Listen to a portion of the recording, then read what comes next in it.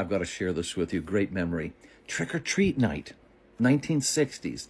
Think about it. As I've told you, we're dirt poor. People are giving away free food, free dessert. Mom thinks this is a great idea.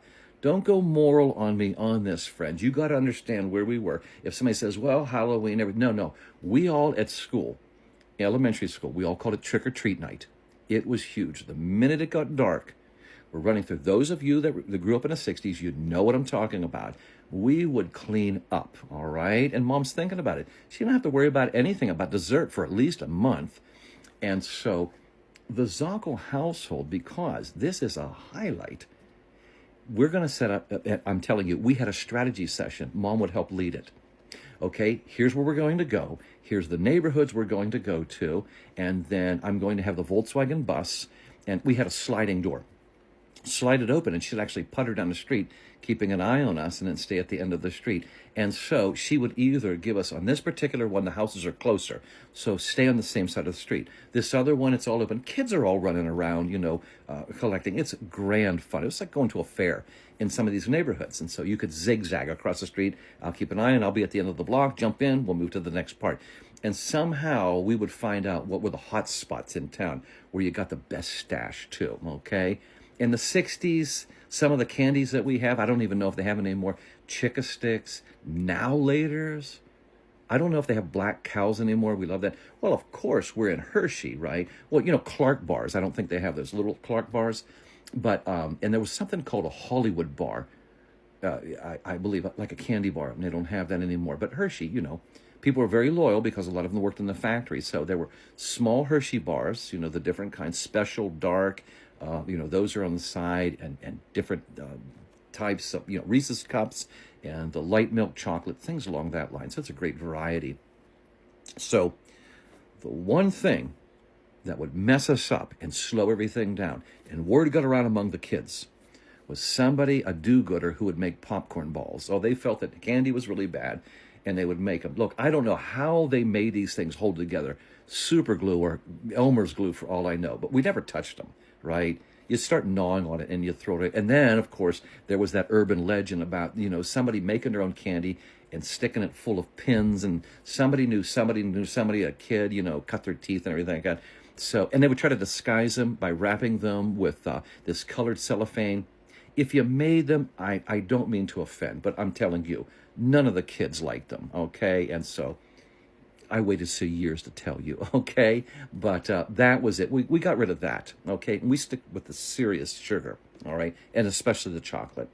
So I'd get back to the house, and we would go hours. I mean, from dusk into the deep of night. Mom would bring us back. We're exhausted. Next day, late afternoon after school, strategy session.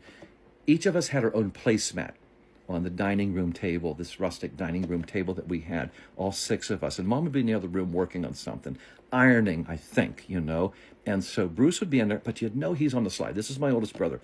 And he's the pistol, right? I've told you about stuff he gets away with, all right? So he's the oldest one. He starts trading. We're going to start trading. If he thinks Mom's out of earshot, he sidles over to the two youngest ones, the kindergartner and the first grade. He goes, look, you've got chocolate there. You got more than you can handle.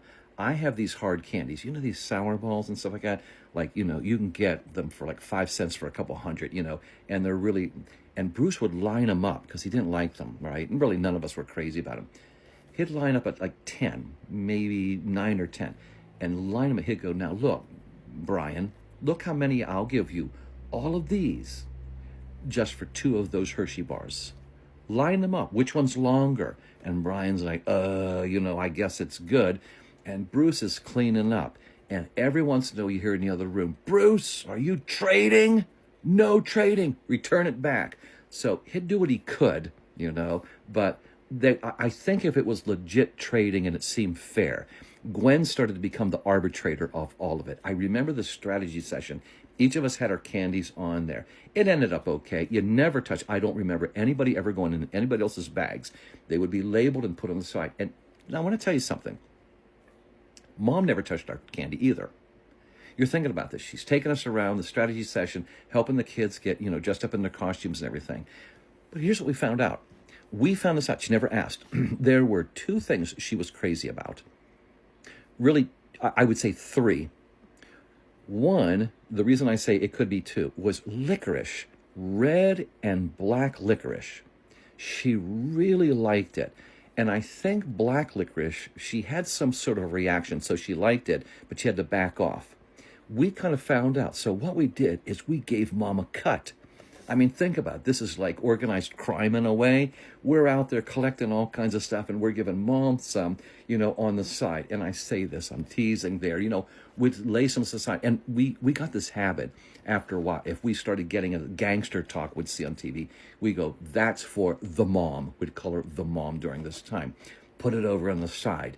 Then one day in a conversation earlier in the year, we were talking about Hershey candies and everything, and Mom said they have a new candy bar coming out that I absolutely love. And she was gushing about this. Somebody gave her a full-size Heath bar. It was a toffee bar. Mom loved them. So guess what we did? Everybody had the agreement among the 6 kids. You get a Heath bar, it's Mom's. So you would now have 7 bags at the end of the night. All 6 of the kids, and a designated bag full of licorice and Heath bars just for Mom.